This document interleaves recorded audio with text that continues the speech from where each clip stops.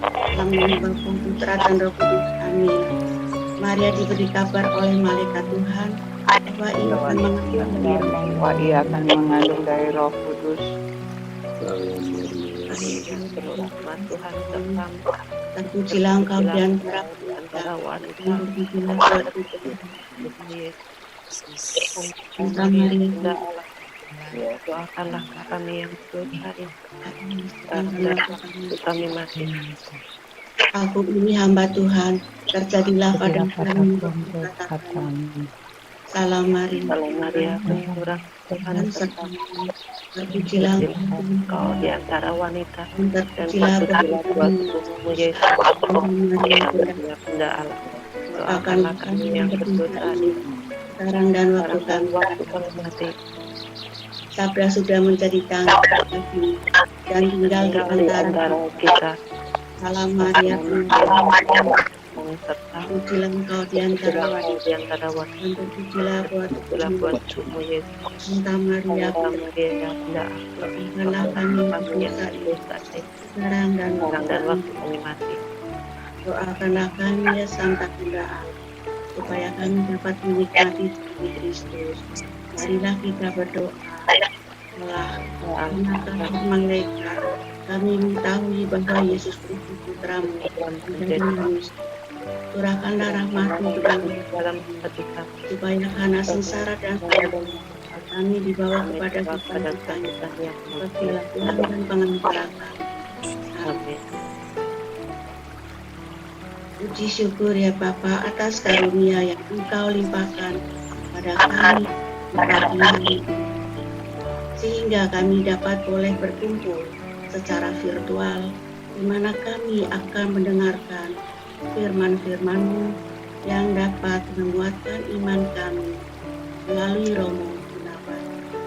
Ya Bapa, berkatilah dan urapilah Romo Gun dan selalu diberi kesehatan, agar renungan-renungan yang diberikan kepada kami menjadi inspirasi buat kami semua.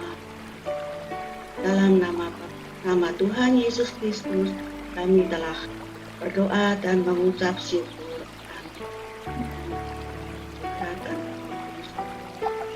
Amin. Selamat pagi semuanya. Selamat pagi, Romo.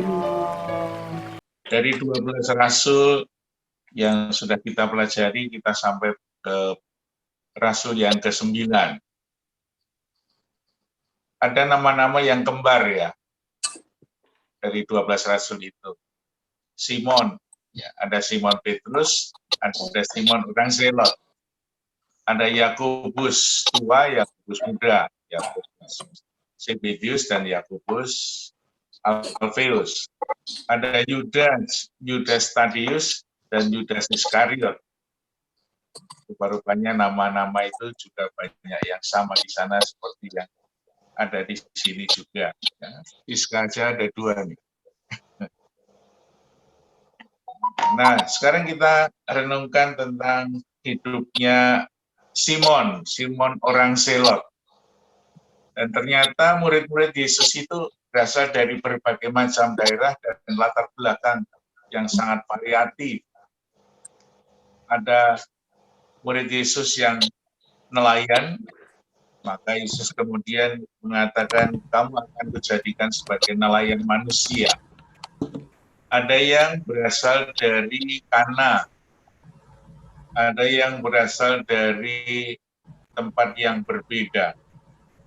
Salah satunya Simon itu dari kelompok, dari komunitas atau dari, boleh dikatakan kalau kasarnya gerombolan pemberontak. Zelot artinya pemberontak, kelompok bawah tanah yang seringkali kelompoknya itu memberontak. Karena apa? Karena Yerusalem dan Israel itu sudah sejak lama dijajah. Pada zaman Yesus dijajah oleh Kekaisaran Roma. Zaman Yesus masih lahir bayi, sudah ada kekaisaran yang juga sangat kuat. Zaman Yesus besar itu Kaisar Tiberius. Maka ketika Yesus tampil di Palestina, itu di sana ada Kaisar Tiberius, sebelumnya Kaisar Agustus, waktu Yesus kecil. Sesudah itu Kaisar Caligula, Kaisar Claudius, dan lain sebagainya. Rupanya orang-orang Israel yang mempunyai keyakinan bahwa Israel harus dipertahankan khususnya di dalam hal-hal agama, sama Taurat. Maka mereka seringkali memberontak secara diam-diam dalam kelompok-kelompok kecil seperti waktu di Indonesia ketika dijajah oleh Belanda ada kelompok-kelompok yang memberontak secara sporadis, nah itu dari Padang, dari Palembang, dari Mataram, dari Majapahit. Tapi karena mereka itu hanya berdiri sendiri-sendiri, maka gampang ditumpas. Maka pada zaman Titus menjadi panglima perang dari Roma, itu rasa-rasanya sudah tidak sabar lagi kekaisaran Roma waktu itu. Sehingga mengirimkan pasukan yang sangat kuat, sehingga kelompok Zelot ini gampang ditumpas. Tetapi sebelum ditumpas, Simon sudah dipanggil oleh Yesus untuk menjadi muridnya. Mereka, Simon dari Zelot itu meninggalkan profesinya, lalu mengikuti Yesus. Latar belakangnya adalah seorang pemberontak. Bagaimana Simon itu dipanggil tidak terlalu kelihatan. Rupa-rupanya kalau kita baca dari Matius 4 ayat 18 sampai 22, itu juga diceritakan bagaimana Yesus memanggil murid-muridnya secara bersama-sama disebutkan. Matius 4 ayat 18. Biasanya dikatakan bagaimana Yesus secara umum dikatakan bahwa Yesus memanggil murid-muridnya yang pertama. Dan ketika Yesus sedang berjalan menyusuri Danau Galilea, ia melihat dua orang bersaudara dan selanjutnya, dan mereka segera meninggalkan perahu. Tidak disebutkan secara terperinci yang murid-murid yang lain. Tetapi kita melihat bahwa akhirnya di dalam nanti bab 10 Injil Matius, dari sekian banyak murid yang mengikuti Yesus, dipilihlah 12 orang itu. Nah, Simon seringkali disamakan atau disebut bersama-sama dengan Yudas. Yudas yang Tadius. Dalam beberapa teks, itu selalu Simon, kemudian Yudas Tadius. Dalam beberapa teks Injil. Misalnya Matius 13, Markus 3, dan lain sebagainya. Mungkin karena kedua-duanya itu mengalami nasib yang sama, kehidupan yang kurang lebih sama, karena pada akhirnya hidupnya itu di negeri Persia yang menjadi martir bersama-sama dua-duanya. Dikatakan bahwa Simon itu selain dikenal sebagai saudara sepupu Yesus, ternyata Yesus punya saudara sepupu namanya Simon. Juga dikenal sebagai saudara dari Alfeus, Yakobus Alfeus, dan juga Yudas Tadius. Ia disuluki si Zelot, yang berarti yang rajin, yang berani, yang meluap-luap semangatnya untuk mempertahankan budaya Israel, budaya Yahudi dengan Tauratnya. Itu Simon yang pemberani luar biasa. Ia termasuk salah seorang penganut ajaran Zelot, pemberontak yang sangat fanatik, berpegang teguh pada Taurat, dan yang turut ambil bagian dalam pemberontakan melawan penjajah. Ya, kita tahu bahwa zaman penjajahan Roma, zaman Yesus, Pilatus ditempatkan di Yerusalem untuk mengawasi daerah jajahannya. Lalu berturut-turut sesudah itu ada Felix ya, sebagai utusan dari Roma dan lain sebagainya. Disitulah kelihatan bahwa memang daerah jajahan Roma itu begitu banyak tersebar hampir seluruh Eropa, sehingga wakil-wakil atau gubernur-gubernur yang dari Roma harus mengawasi daerah jajahannya supaya tidak memberontak dan lepas. Nah, maka salah satunya adalah orang-orang Selot dari Israel yang membentuk sebuah kelompok untuk memberontak. Akhirnya tidak sabar Roma mengirimkan sekitar tahun 69-70, dihancurkanlah seluruh Yerusalem, termasuk Bait Allah yang bagus, yang didirikan atau direnovasi oleh Herodes Agung untuk mengambil simpati rakyat. Namun Yerusalem hancur, lebur, berantakan, rata tanah, sehingga tidak ada lagi sampai sekarang Bait Allah di Yerusalem. Kalau kita pergi ke Yerusalem, di sana ada bekas tembok pilar-pilar dari Bait Allah yang akhirnya sekitar tahun 700-an itu diserang oleh tentara Arab Turki dan didirikan masjid sekitar tahun 500-an sesudah Masehi. Sampai sekarang itu di sana ada Masjid Al-Aqsa dan juga bangunan untuk penghormatan kenangan masa lalu. Nah, itulah yang terjadi di Israel, bahwa Bait Allah yang bagus akhirnya menjadi rata tanah. Itu karena apa? Karena orang Roma sudah tidak sabar lagi. Selain kota Yerusalem yang dihancurkan, tentara-tentara Roma yang sangat kuat itu juga pergi ke pinggiran Laut Mati, karena di sana ada sebuah biara untuk orang Esseni yang namanya Qumran. Qumran juga dihancurkan.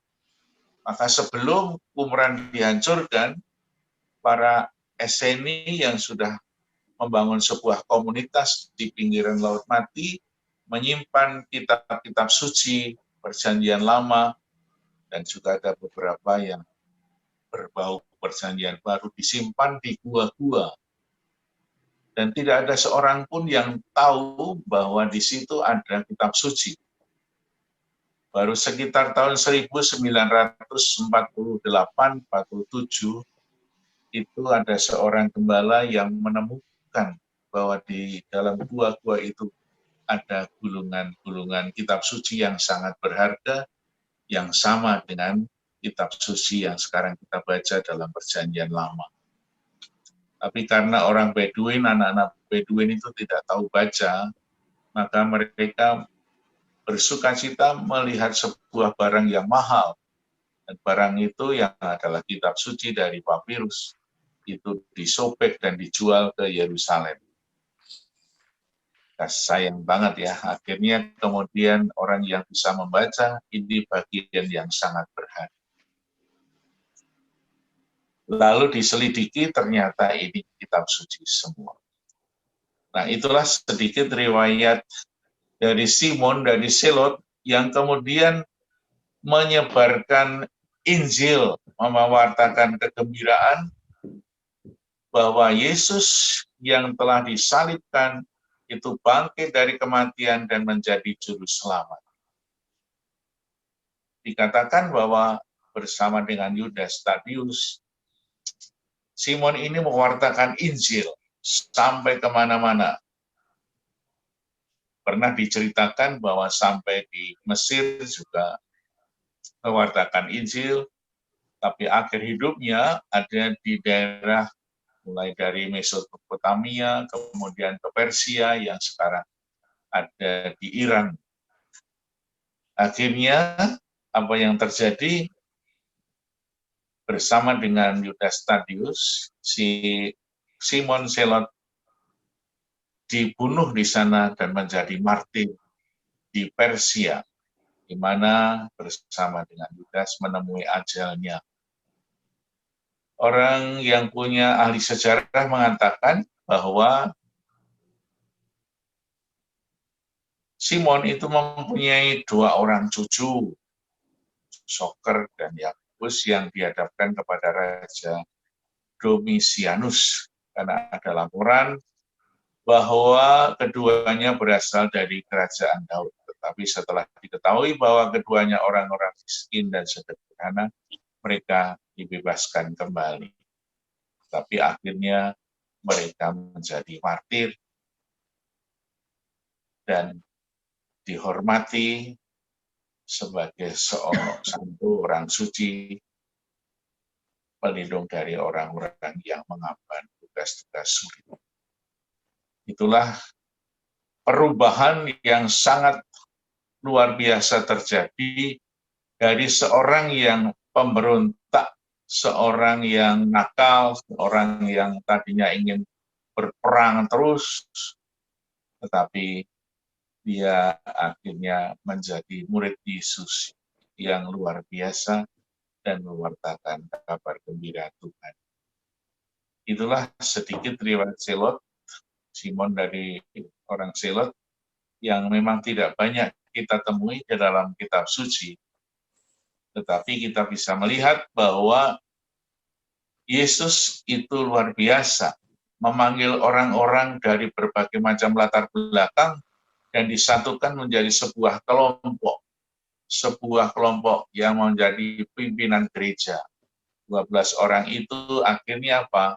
Diteruskan dalam pemerintahan gereja selanjutnya menjadi para uskup di seluruh dunia di bawah pimpinan Paus, yakni Petrus, yang dari awal sudah kelihatan sebagai pimpinan, orang yang memang punya bakat untuk memimpin.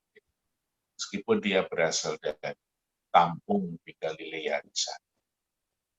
Moga-moga inspirasi dari Simon orang Zelot ini juga membawa perubahan bagi kita semua untuk setia mengikuti Yesus di dalam perjuangan hidup ini. Semoga berkat Tuhan menyertai kita dalam pengabdiannya membangun gereja. Amin. Tuhan memberkati. Amin. Silahkan yang mau sharing. Mau nanya, Romo. Ya. Bait Allah kan kalau nggak salah udah dibangun 2-3 kali ya, dari misalnya waktu pembuangan Babilonia, balik lagi zaman Ezra, terus dibangun lagi, terus Herodes Agung bangun, terus berarti kaum Lewi atau kaum Saduki udah nggak ada total dong ya, makanya nggak dibangun lagi sekarang. Karena kan agama Yahudi Ortodoks kan sebenarnya masih ada ya. Apa Pak? Yang masih ada Pak? Ya, agama Yahudi Ortodoks. Oh ya. Mungkin kenapa? sampai sekarang masih ada juga Pak. Yahudi Ortodoks artinya orang Yahudi yang sangat fanatik Yudaisme yang garis keras.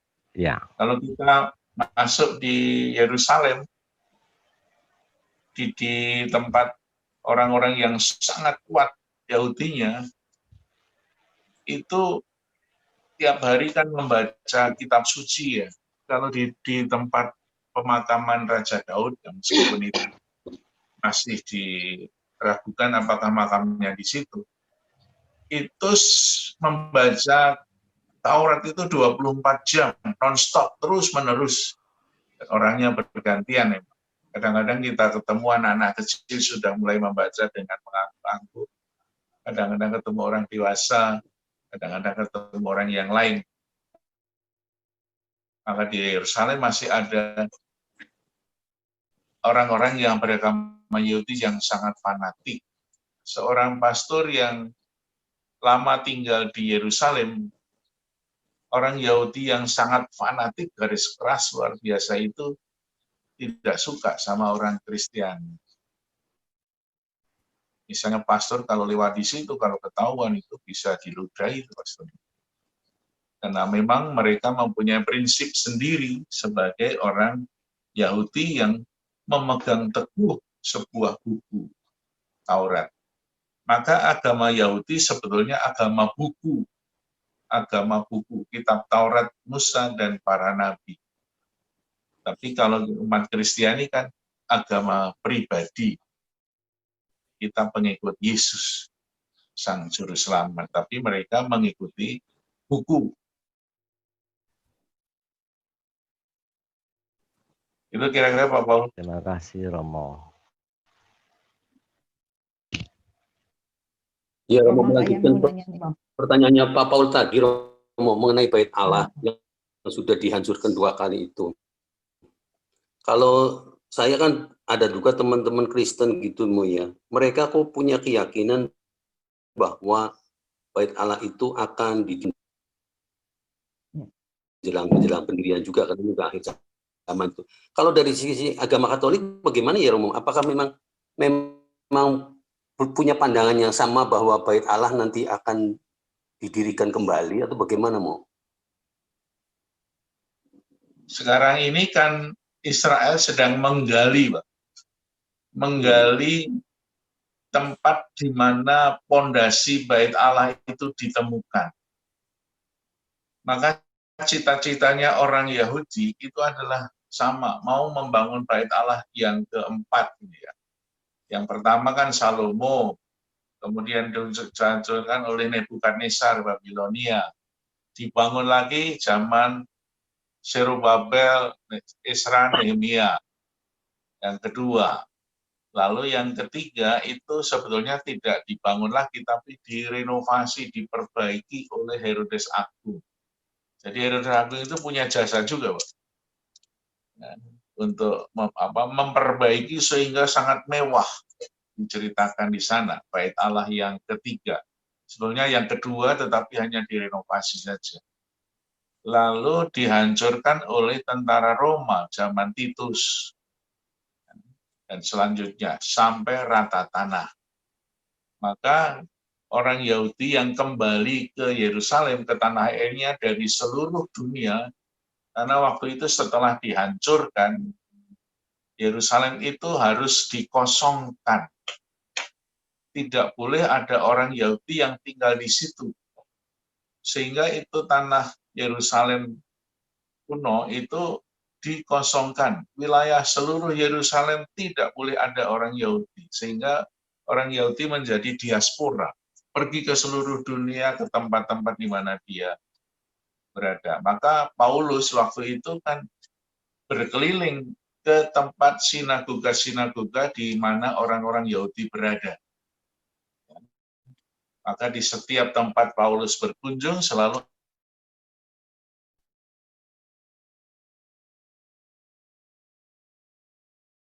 itu bahasa Italia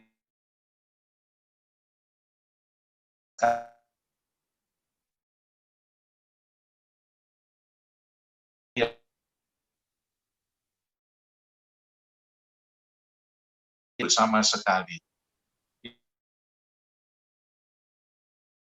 Dalam sejarah kemudian tanah Jakarta menjadi tanah kegerapan kemudian diduduki. Nah,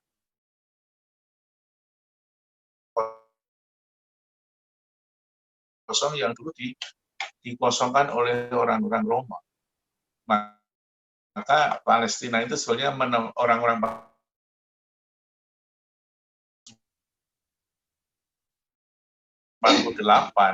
itu Inggris tidak mau ngurus lagi.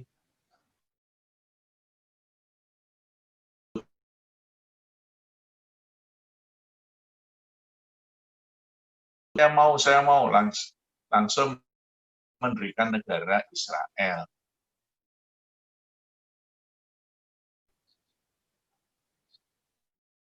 Bukti sejarah itu sangat kuat untuk orang-orang Israel sekarang ini bahwa mereka adalah orang-orang yang punya hak untuk menduduki tanah Yerusalem, tanah Palestina itu. Nah, ketika mereka kembali sudah ada Masjid Al-Aqsa, sudah ada tempat-tempat yang dikuasai oleh orang-orang Yordania, orang Muslim.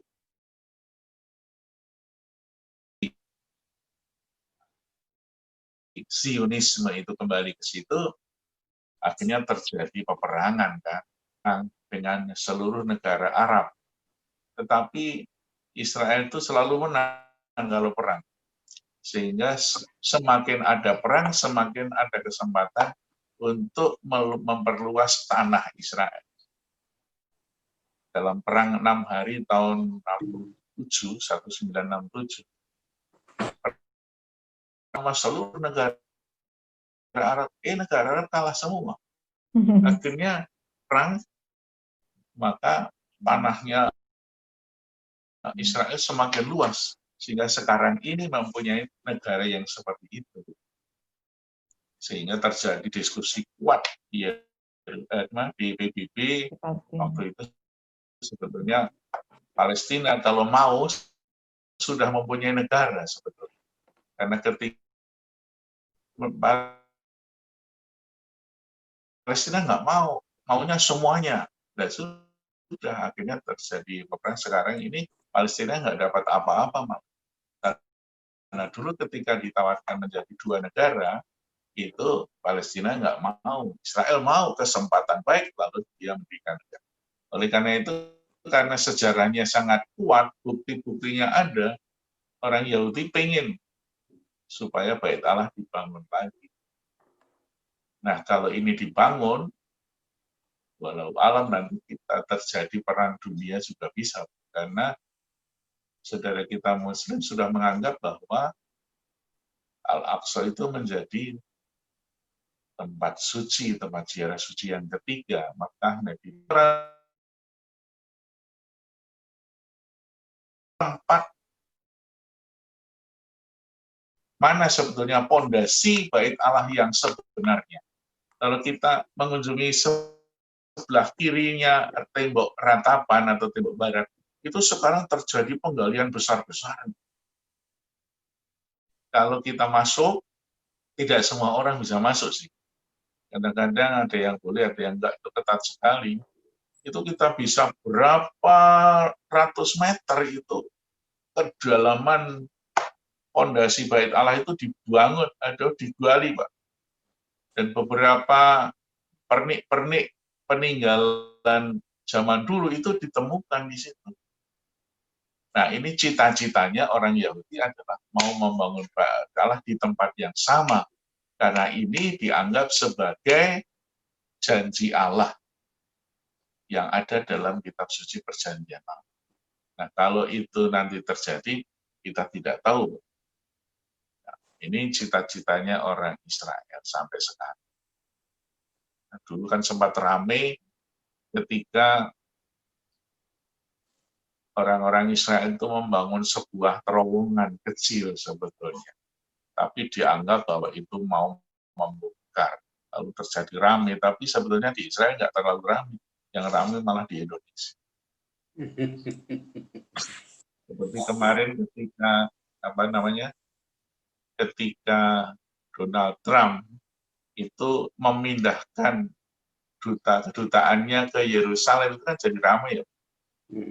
Tapi yang ramai itu bukan di Israel ada demo juga, tetapi paling berapa orang yang demo banyak itu di Indonesia. Yang tidak tahu apa-apa masalahnya, padahal di sana kan ada Yerusalem Barat, Yerusalem Timur. Yerusalem Barat itu kota yang baru dibangun oleh orang-orang Islam dari kota bagus. Sekarang kan bagus banget sampai Tel Aviv. Sepanjang pantai Laut Tengah itu wah indah sekali sekarang. Israel membangun luar biasa. Lalu Yerusalem Timur itu kan Yerusalem kuno itu. Namun sebetulnya Donald Trump itu tidak memindahkan ke Yerusalem Timur yang menjadi sengketa sampai sekarang, tapi dia masih membangun kedutaannya di Yerusalem Barat, mepet timur, hanya selatan berbatasan dengan jalan, kayak misalnya gereja Pulau Gebang ini kan ada gereja di sana. Itu Yerusalem Timur. Lalu membangunnya kedutaan Amerika itu di Pasturan sini, di Wisma itu hanya dibelah oleh jalan kecil gitu, Pak. Tapi Donald Trump membela, saya tidak membangun di Yerusalem Timur yang menjadi sengketa, saya masih di barat ini, tapi mepet ke kanan. Gitu aja. Ya kita tunggu aja kalau nanti jadi bait Allah lagi, apa yang terjadi pasti ramai. Ya, terima kasih Romo. Saya sebetulnya Sudah. ingin bertanya banyak, tapi di lain kesempatan aja ya, Bapak Ibu. Ya. Tutup dulu. Iya. Ya. Ayo. Ini juga udah pas banget, saya pusing keluar. Yuk, kita berdoa. Dalam nama Bapa, Putra, dan Roh Kudus. Amin. Ya Bapa yang Maha Baik, terima kasih atas renungan dan firman yang telah kami dapatkan melalui Romo Kun. Semoga bermanfaat bagi kami dan menjadikan kami lebih mencintai Yesus Kristus. Berilah kami rahmat-Mu dan berkatilah kami dalam menjalani kehidupan sepanjang hari ini. Terima kasih atas pendampingan para malaikat dalam hidup kami. Di antaranya malaikat Gabriel, malaikat pelindung gereja kami. Ya Tuhan, semoga kami dapat hidup dalam kebenaran dan ketaatan bersama Yesus Kristus. Bunda Maria, doakanlah kami.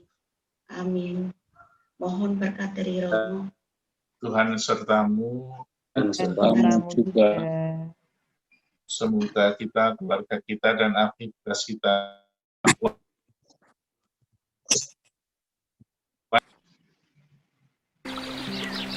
amin. Oke, makasih Romo.